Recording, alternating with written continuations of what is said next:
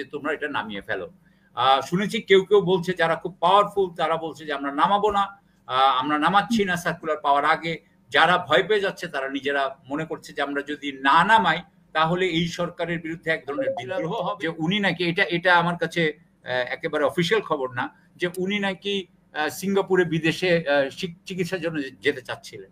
অর্থাৎ উনি দেশ থেকে বের হয়ে যেতে চাচ্ছেন, বের হয়ে গেলে উনার নিরাপত্তাটা বিঘ্নিত হবে না। প্রথম কথা হচ্ছে যে দূতাবাসে যে ছবিগুলো সরিয়ে নেওয়া হয়েছে সেটার জন্য কোনো সার্কুলার ইস্যু করা হয় নাই, এটুকু আমার কাছে এই খবরটা আছে। এবং এই ব্যাপারে আমাদের পররাষ্ট্রমন্ত্রী, পররাষ্ট্র সচিব তারাও কিন্তু কোনো বক্তব্যও কাউকে দেন নাই, বরং তারা একদিক দিয়ে বলা হচ্ছে যে তারা ইনকমিউনিকাডো, হ্যাঁ, হয়তো তাদের কাছের মানুষের সাথে তারা কথাবার্তা বলছেন কিন্তু অন্যান্যদের সাথে তারা কথাও বলছেন না। আমার কথা হচ্ছে যে আমি চিন্তা করে দেখলাম যে যখন আপনার তত্ত্বাবধায়ক সরকার থাকতো তখন কিন্তু আসলে ওনাদের ছবি থাকতো না। সে সময় প্রেসিডেন্টের ছবি বা প্রধান উপদেষ্টার ছবি ছিল বলে আমার মনে পড়ে না। 15 সংশোধনীতে যেটা করা হয়েছিল সেটা হচ্ছে জাতির জনক তথাকথিত শেখ মুজিবুর রহমান, উনার ছবি থাকবে এবং শেখ হাসিনার ছবি থাকবে। সেইটাও কিন্তু এখন ওই পঞ্চদশ, মামুন ভাই ভালো বলতে পারবেন, পঞ্চদশ সংশোধনী কিন্তু এখন খারিজ করে দেওয়া হয়েছে।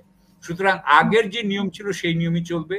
অর্থাৎ আমি যা মনে করি, রাষ্ট্রপতির যেহেতু এটা অন্তর্বর্তীকালীন সরকার, সেই সময় রাষ্ট্রপতির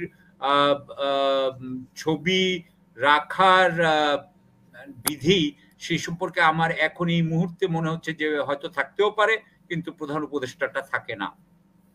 আমাদের জানেন আপনি যে দূতাবাসের যেখানে ঢোকা হয়, যেটা সেন্ট্রাল জায়গা, মানে যে ঢুকলেই যে জায়গাটা থাকে সেখানে একটা ছবি থাকে, রাষ্ট্র দূতাবাস প্রধানের ঘরে একটা ছবি থাকে, এবং দূতাবাস প্রধানের যেটা আপনার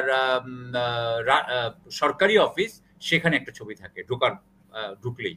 তো এই 3 জায়গা থেকে যে ছবি সরিয়ে নিতে বলা হলো রাষ্ট্রপতির, এটা কোনো সার্কুলার ছাড়া যে করা হলো, এখানেই কিন্তু সবচেয়ে আমার কাছে আশ্চর্য লেগেছে।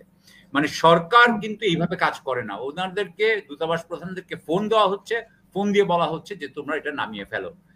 শুনেছি কেউ কেউ বলছে, যারা খুব পাওয়ারফুল তারা বলছে যে আমরা নামাবো না, আমরা নামাচ্ছি না সার্কুলার পাওয়ার আগে। যারা ভয় পেয়ে যাচ্ছে তারা নিজেরা মনে করছে যে আমরা যদি না নামাই তাহলে এই সরকারের বিরুদ্ধে এক ধরনের বিদ্রোহ হবে, সেই জন্য তারা নামিয়ে ফেলছে। সুতরাং এখানে পুরো ব্যাপারটাই বিভ্রান্ত হয়ে যাচ্ছে সবাই, এক একজন এক একটা কাজ করছে, এবং এটা কেন করা হচ্ছে সে বিষয়ে অফিসিয়ালি আমরা কিছুই জানি না। এই হচ্ছে কি এখনকার বর্তমান অবস্থা। জি, আমরা হাসনাত আব্দুল্লাহকে স্ট্যাটাস দিতে দেখলাম যে যদি রাষ্ট্রপতি সরে যায় তাহলে মাহমুদুর রহমানকে রাষ্ট্রপতি করা হবে, এরকম তারা স্ট্যাটাস দিয়ে সরিয়ে নেওয়া হয়েছে। তো এগুলো কি আপনার মনে হয় যে কোন একটা মহল থেকে এগুলো করা হচ্ছে, মানে উদ্দেশ্যপ্রণীত ভাবে প্রথমে রাষ্ট্রপতিকে হেয় করা, তারপর রাষ্ট্রপতি যদি নিজে থেকে সরে যায়, কারণ রাষ্ট্রপতিকে তো সরানোর কোনো ওয়ে নাই, সরকার তো সরাতে পারবে না যতটুকু আমি জানি, আমি যদি ভুল না করি।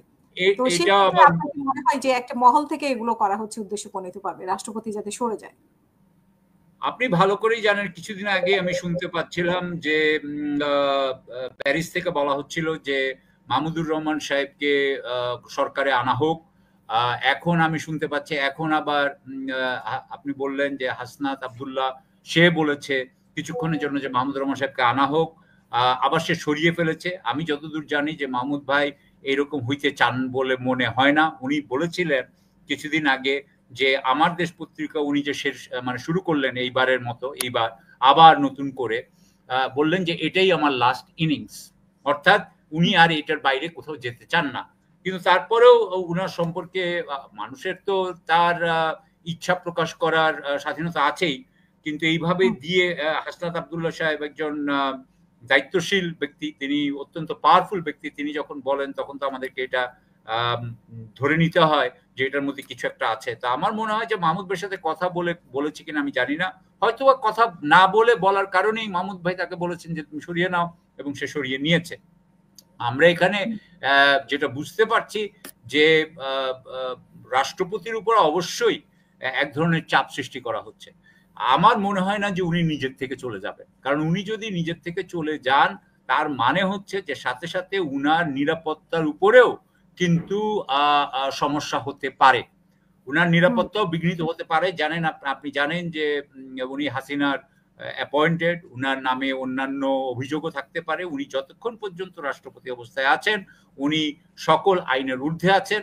এটার থেকে বের হওয়া উনার জন্য সমস্যা হবে। আমি আজকেই বোধহয় দেখছিলাম যে উনি নাকি, এটা আমার কাছে একেবারে অফিসিয়াল খবর না, যে উনি নাকি সিঙ্গাপুরে বিদেশে চিকিৎসার জন্য যেতে চাচ্ছিলেন। অর্থাৎ উনি দেশ থেকে বের হয়ে যেতে চাচ্ছেন। বের হয়ে গেলে উনার নিরাপত্তাটা বিঘ্নিত আর হবে না। তো ওর পরে উনি যদি যাওয়ার পরে, উনি বাইরে চলে যাওয়ার পরে যদি উনি রাষ্ট্রপতি নাও থাকেন, অ্যাটলিস্ট উনি নিরাপদে থাকবেন। কিন্তু আমি শুনলাম যে সরকার নাকি উনার বাইরে যাওয়াটাও আপনার খারিজ, সেই আবেদনও নাকি খারিজ করে দিয়েছে। সুতরাং উনি বাইরে যেতে পারছেন না। তো তাহলে এই অবস্থায় যেখানে উনার নিরাপত্তা বিঘ্নিত হতে পারে, সেখানে উনি তো ছাড়ার কথা না। এখন কথা হচ্ছে যে উনাকে কি সরানো যায়? এগেইন মামুন ভাই লয়ার হিসেবে উনি ভালো বলতে পারবেন। একজন বলল আমাকে যে 106 ধারার অধীনে যে ডক্ট্রিন অফ নেসেসিটি আছে, সেই ডক্ট্রিন অফ নেসেসিটির অধীনে আপনার আপিল বিভাগ যা মানে বলতে পারে যে ওনাকে সরিয়ে দেওয়া হবে। কিন্তু আপিল বিভাগ উনাকে সরাবে কিনা রাষ্ট্রপতিকে, সেটা কিন্তু আমরা জানি না।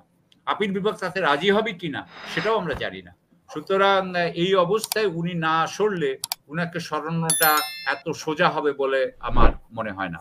ধন্যবাদ।